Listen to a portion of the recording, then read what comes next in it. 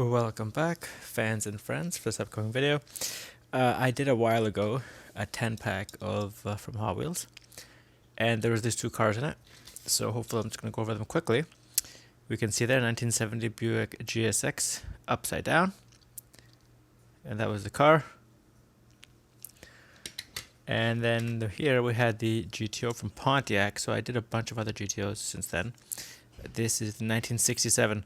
So unfortunately for this one, it will be close but no cigar. So I've done quite a few other GTOs. Just quickly, we're going to go over the M2 ones.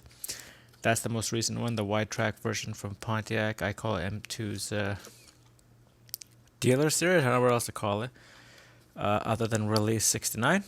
You can see there, made this year. And then previous to that was this one. This is the Judge, the 455 HO, blah blah blah. Everything else really nicely done by VP.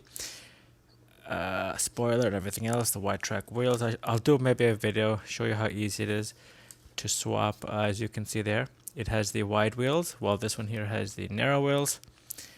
You can just switch them out. Plus these red ones look really nice. Anyway, what's important about these two cars is they're also GTOs. Why is this important? Why am I taking so long to get this video started? Because I went on Kijiji and I found two Johnny Lightnings, and they're those two cars, but not the exact one. So the 1965 Pontiac GTO, this is the previous generation, as you can see there. And then I guess what I'll do for this video to get this one out of the way is the 1970 Buick GSX.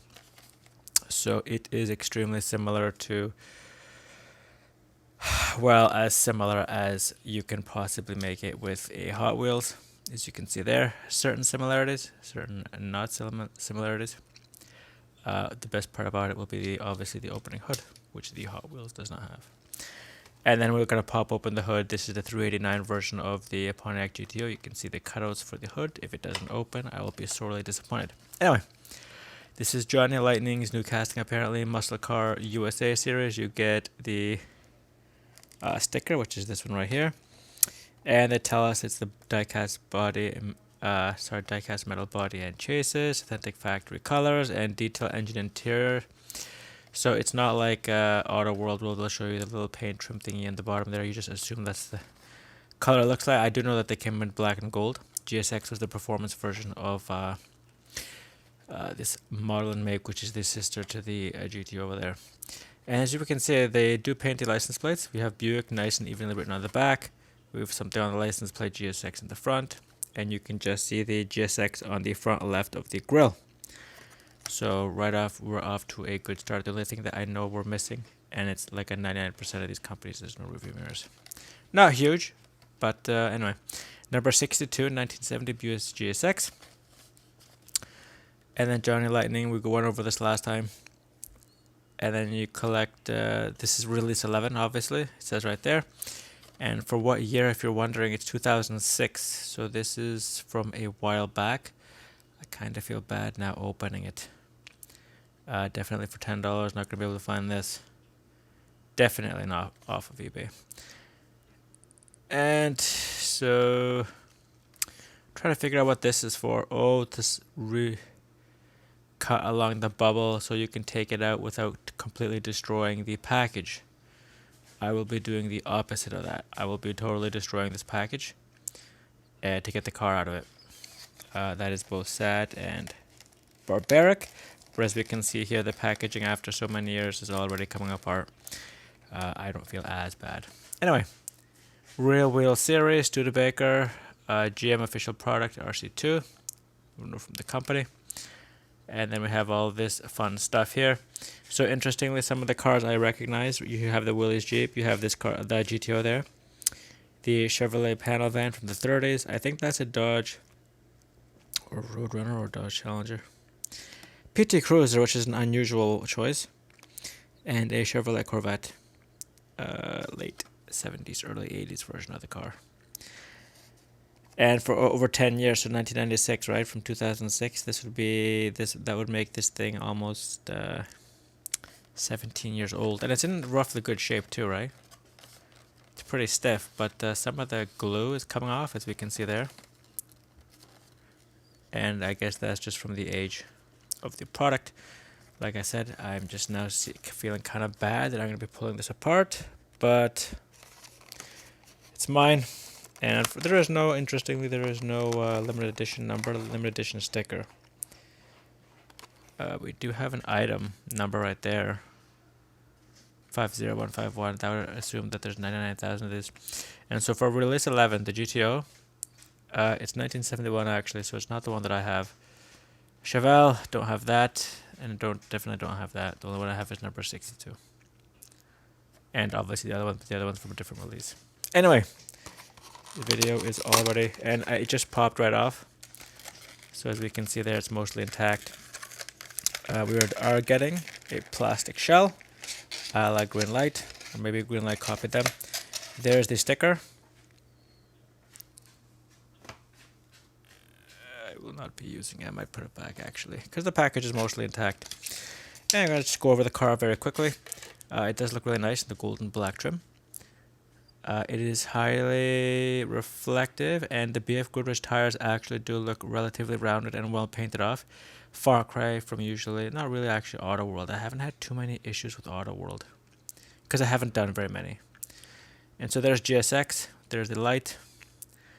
Obviously there's only the barest of comparisons. The finish of the windshield has like a opaqueness to it. It's not really hard to see into, but at certain angles very harshly reflective. Compare that, unfortunately I don't have but I do have the M2 here. But remember, the M2 is much newer. Air has probably been seeping into that package for a while. You can just see little splotches. I hope that is not the paint degrading, but you can see there a little bit of oil. Doesn't feel too rough, but you can sort of feel a grinding to it. So I don't know if that's the gas cap or that is a paint defect. Yeah, I think it's just a scratch. I thought it was the gas cap. It's not the gas cap. The door cutouts are relatively thin on the one side, so it can be hard to look at. But other than that, it does look really nice. I guess what we'll do is we'll start from the beginning. I also could have brought the Oldsmobile Cutlass, which is extremely similar to this car. GSX right there, GSX on the license plate, fender silver, everything is stamped and then painted over, no inserts. There's turning lights. A nice line down the middle of the hood. There's the intakes. And that, I guess, is for the supercharger right there on that side. Right side, pretty much the same as the left side. Like I said, I didn't see the gas cap unless it is that, but I think that's just a paint defect. We have GSX going to the back. The lights look really nice and even. We clearly see Buick. There's the keyhole. We have GSX on the top of the spoiler. And it is a Tennessee license plate for those wondering, and GSX written on the back. It has wide tires, but it doesn't have those, like on those GTOs, the extremely wide tires. So I have here what might be a limited edition number.